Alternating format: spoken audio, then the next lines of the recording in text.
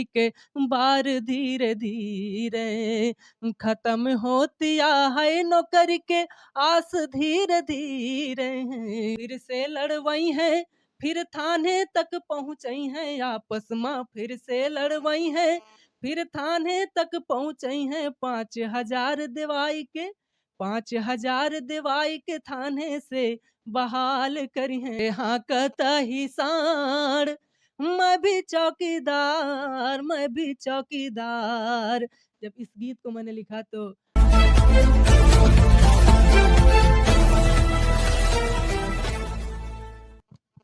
दोस्तों, आप देख रहे हैं भारत दैनिक दर्शन। मैं एक ऐसे शख्स के पास आया हूँ, आप वायरल भी हो रहे हैं, पहचान के मोहताज भी नहीं है। आपका नाम है? प्रदीप मौर्य।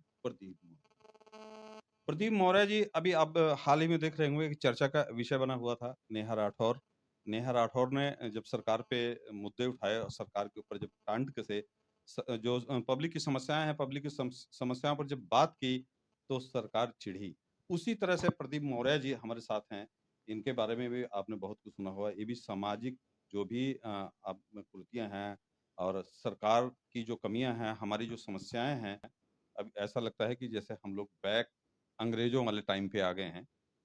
जैसे अंग्रेजों के समय था कि हम लोगों की स्वतंत्रता, जबकि संविधान ने हमें स्वतंत्रता दी है, लेकिन अभिव्यक्ता की आज़ादी पे अंकुश लगाना आज की डेट में अंग्रेजियत ही नजर आ रही है। देखिए, प्रदीप से बात करते हैं। प्रदीप जी, अच्छा ये बताइए, आपने ये कहाँ से सीखा और कैसे सीखा सर? सबसे पहले तो आप सभी का धन्यवाद। आप हमारे घर आए और मौका दिया। दरअसल सीखा ऐसे कि हमारे बाबा जी, हमारे पिताजी गाना गाते रहे हैं, तो लिखते नहीं थे, तो मैंने सोचा कुछ अपडेट किया जाए, तो मैंने लिखना शुरू किया और उसमें भी एडवांसमेंट मतलब कि समसामयिक मुद्दों पर लिखना शुरू किया। तो मुझे लगा कि क्या-क्या समस्याएँ हैं, उनको भी गीतों में लिखा जाए।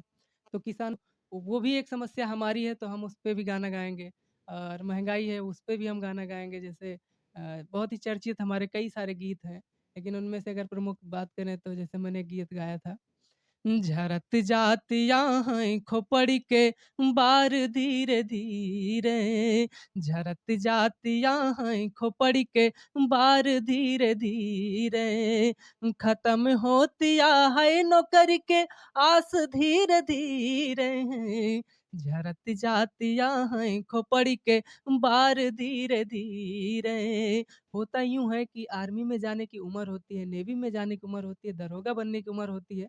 अगर 5 साल वैकेंसी ना आए, तो आदमी ओवर एज हो जाता है, लड़का ओवर एज हो जाता है। तो उसमें ऐसी समस्या है कैसे?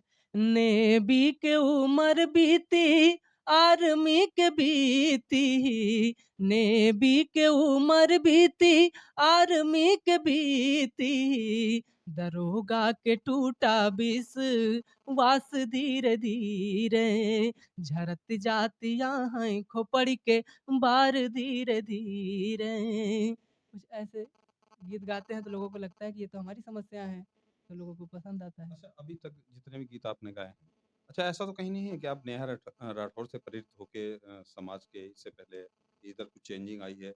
नेहा राठौर को देख के तो नहीं चेंजिंग आई कुछ ऐसा? नहीं देखिए, बहुत सारे ऐसे कलाकार हैं जो बड़े कलाकारों को देखकर सीखते हैं, लेकिन मुझे लगता है मैं बचपन से ही गाता रहा हूँ। कई साल पहले से ही हम गाते रहे हैं। सोशल मीडिया पे कुछ अपडेट करते थे लेकिन उतना फ़ेमस नहीं हो पाता था। लेकिन इन दिनों कोरोना काल के बाद से कुछ सोशल मीडिया पे ज़्यादा लोग एक्टिव हुए हैं, तो उन सब इन दिनों से गीत ज़्यादा वायरल हो रहे हैं। अच्छा, कौन-सा गीत आपका है जो सबसे ज़्यादा फ़ेमस हुआ है, सबसे ज़्यादा वायरल हुआ है? कई सारे गीत हैं जैसे प्रधानी को लेकर के मैंने गाया था। वहाँ से मुझे प्रेरणा मिली कि मुझे और भी गाने गाने चाहिए। जैसे प्रधानी का दौर था, तो उस समय मैंने गीत गाया था कि अभी पिछला जो चुनाव हुआ था 2021 वाला, तो उस समय मैंने गीत गाया था। खाई के डबल बीरा पान, फलाने बनी है फिर प्रधान, लइके 4 जने का फिर तगड़ा भौकाल करी हैं।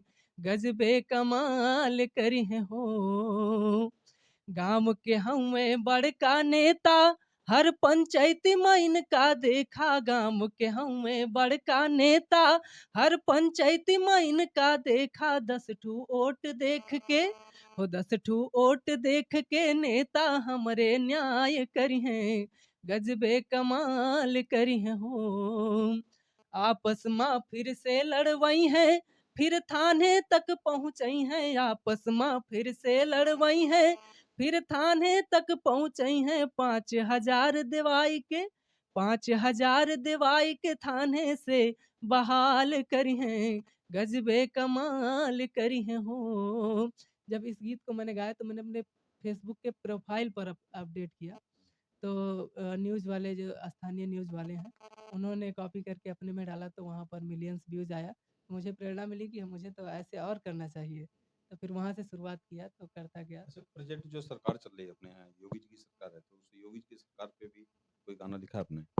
हाँ, उसमें सरकार में महँगाई, रोज़गार, किसानों की समस्याओं को लेकर के मैंने कई सारे गीत लिखे हैं, जिसमें जैसे किसानों की समस्याओं को लेकर के मैंने गीत लिखा था कि जैसे सरकार के लोग कहते थे कि मैं चौकीदार हूँ, तो मैंने उस पे गीत लिखा कि असली चौकीदार आप हो ना हो, लेकिन हम किसान जो हैं वो असली चौकीदार असली हैं। चौकीदार। वो क्यों हैं कि जानवर की समस्या बहुत है और रात भर रखवाली करना पड़ता है, जैसे मैंने गीत लिखा था।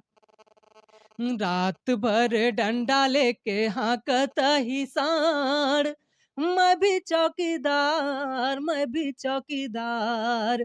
जब इस गीत को मैंने लिखा तो विपक्ष के नेता और अदर जो सरकार से थोड़ा-सा नाराज़ रहते हैं, उन लोगों ने शेयर किया तो बहुत ज़्यादा वायरल हुआ। रात भर डंडा लेके हाँकता ही साँड़, मैं भी चौकीदार, मैं भी चौकीदार।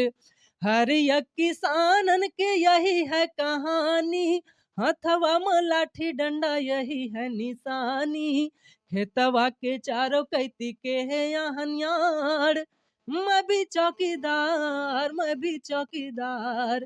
कुछ इस तरीके से जैसे गीत हम गाते हैं तो लोगों को लगता है ये हमारी समस्याएँ हैं, तो लोग पसंद करते हैं, मोटिवेट करते हैं। तो अच्छा, सरकार तो कह रही है, आपका बड़ा अच्छा लग रहा है वैसे। हम जो है युवाओं की और गाँव की समस्याएँ हैं और बहुत जो भी समस्याएँ हैं, आप लगातार समस्याएँ उठा रहे हैं। लेकिन लोग तो कह रहे हैं कि योगी सरकार से बहुत खुश हैं। उस पे भी कोई गाना लिखा है क्या आपने? नहीं देखिए, पहलू होता है, हर चीज़ के 2 पहलू होते हैं। कोई बुराई करता है, कोई अच्छाई गिनाता है।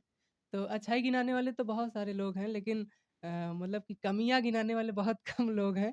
अगर हम उस पक्ष से सोचेंगे तो कमी निकलेगी, अगर हम उस पक्ष से सोचेंगे तो हो सकता है कुछ अच्छाइयाँ भी हों। तो हम लोग तो मतलब कि जो कमी होती है उसको ही नोटिस करते हैं, तो वैसा ही लिखते हैं।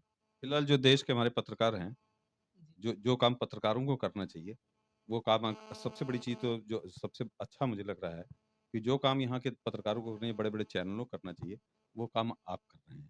तो हाँ। ऐसा तो नहीं है कि आपके ऊपर कहीं से कोई प्रेशर या दबाव इस तरह का कोई आ रहा हो? नहीं देखिए, जैसे आपने कहा कि जो काम विपक्ष का है, पत्रकारों का है, क्योंकि लोकतंत्र के स्तंभ हैं, तो उसमें पत्रकारों का भी स्थान है। कोई नीति आ रही है तो विपक्ष के नेताओं का भी उस पर पूरा काम होता है कि वो लोग विरोध करें अगर गलत है तो। लेकिन अगर वो लोग नहीं कर पा रहे हैं, पत्रकार नहीं कर पा रहे हैं, तो कहीं न कहीं एक सीमा होती है, अगर वो लिमिट पार कर जाती है, तो जनता आवाज़ उठाने लगती है। तो जनता आवाज़ उठाएगी लोकगीत के माध्यम से, सड़कों पर जाकर के, तो ऐसे कई माध्यम हैं।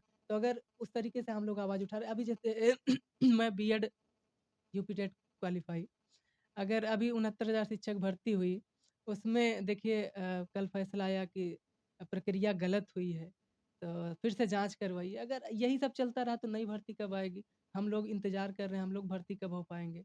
तो ऐसी समस्याएँ आती हैं तो हम लोग फिर उस पर आवाज़ उठाते हैं, गीत लिखते हैं। जैसे मैंने गीत लिखा देखिएगा, मोदी जी के लिए गीत लिखा देखिए। सुना मोदी चाचा चाचा, सुना दिल्ली सरकार, हाँ यूपी वाला गावत बाटे नाही पावा रोजगार, हाँ यूपी वाला गावत बाटे नाही पावा रोजगार।